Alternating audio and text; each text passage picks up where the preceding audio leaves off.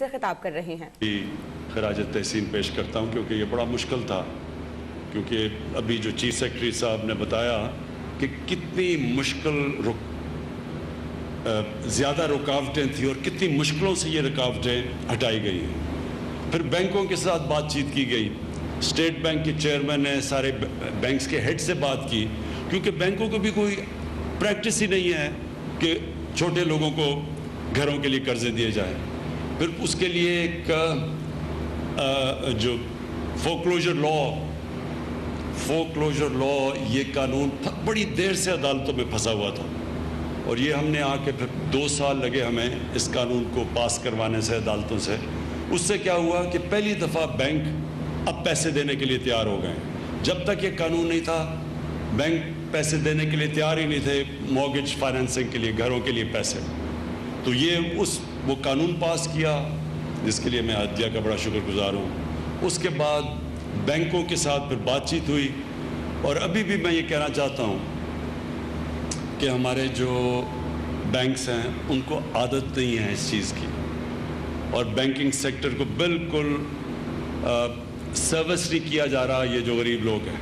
اور مجھے بڑی کمپلینٹس آ رہی ہیں کہ بیچارے جو لوگ جاتے ہیں بینکوں میں تو وہ فارمز بڑی مشکل ہیں، یا وہ اس طبقے کے لیے بڑی مشکلات ان کو سامنے آ رہی ہیں۔ تو یہاں بینک آف پنجاب کے پریزیڈنٹ بیٹھے ہوئے ظفر، آپ کو میں پنجاب کو پلیز ان کی ایکسٹرا ٹریننگ کروائیں۔ یہ بڑا امپورٹنٹ ہے کہ ہم اپنے بینکوں کو اس طرف لگائیں، کیونکہ آسان طریقہ ہے، وہ گورنمنٹ نے قرضے لینے ہوتے ہیں، وہ بینکوں سے قرضے لے لیتی ہے، بیٹھے بیٹھے پیسے بن جاتے ہیں بینکوں کے۔ لیکن جو اصل بینکنگ کا کام ہے کہ ملک کے اندر ڈیولپمنٹ کروائے، قرضے دے ان لوگوں کے لیے جو ملک کے اندر ویلتھ کریٹ کرے۔ اور یہ جو لو کاسٹ ہاؤسنگ ہے جتنے پیمانے پہ یہ ہو رہی ہے، اس کے لیے اگر بینکوں نے صحیح طرح اپنا رول پلے کر دیا تو پاکستان میں ایک معاشی انقلاب آنے والا ہے، کیونکہ اس کنسٹرکشن کے ساتھ 30 اور انڈسٹریز جڑی ہوئی ہیں۔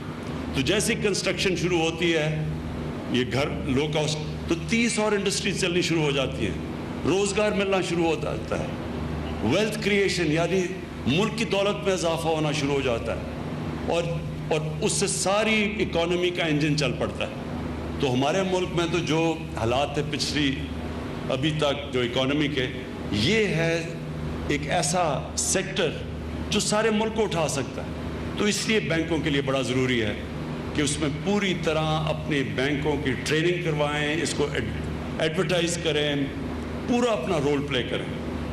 اور پھر میں NLC اور FWO کو ان کا بھی شکریہ ادا کرتا ہوں، کیونکہ وہ اس سے ہمیں وہ سارے پروسیجر سے اب بچ جائیں گے کہ جو پہلے اشتہار دو، پھر وہ کانٹریکٹرز اس کے اندر پھر چوز کرنا پڑتا ہے، پھر نیب سے لوگوں سے ڈر ہوتا ہے کہ غلطی نہ ہو جائے۔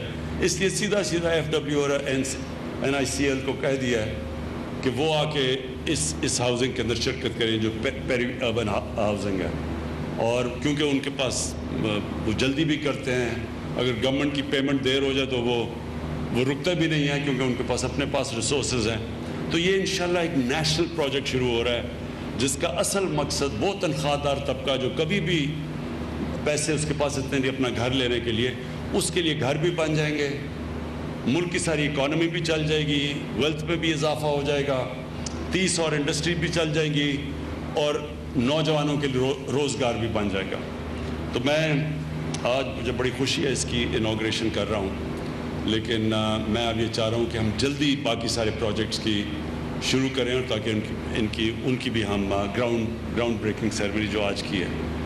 اور آخر میں پھر سے پنجاب کو، جو پنجاب نے سب سے لیڈ لیا اس میں، ابھی میں چاہوں گا کہ وہ پختونخوا کے اندر بھی پورا زور لگائیں تاکہ وہاں بھی پیری اربن شروع ہو، لیکن پنجاب نے لیڈ لی ہے، زمین پنجاب نے پرووائڈ کی ہے، سبسڈائز انہوں نے کیا ہے۔ ہم نے گورنمنٹ نے 3 لاکھ روپے ہر گھر کے اوپر سبسڈی دی ہے۔ پھر ہم نے جو انٹرسٹ ریٹ ہے، جو مارک اپ ریٹ ہے، اس کے لیے سبسڈی دی ہوئی ہے تاکہ وہ اوپر نہ جائے، تاکہ لوگوں کو کم سے کم قسطیں دینی پڑے گھروں کے لیے۔ تو سارا یہ ٹیم ورک ہے، جنہوں نے بھی ادھر تک پہنچنے کے لیے محنت کی تھی، میں آج سب کو خراج تحسین پیش کرتا ہوں۔ شکریہ۔ جس میں انہوں نے کہا کہ پہلی بار بڑے پیمانے پر ہاؤسنگ منصوبے کا آغاز کیا گیا ہے. غریبوں اور تنخواہ دار طبقے کے لیے ہاؤسنگ اسکیم لائے ہیں.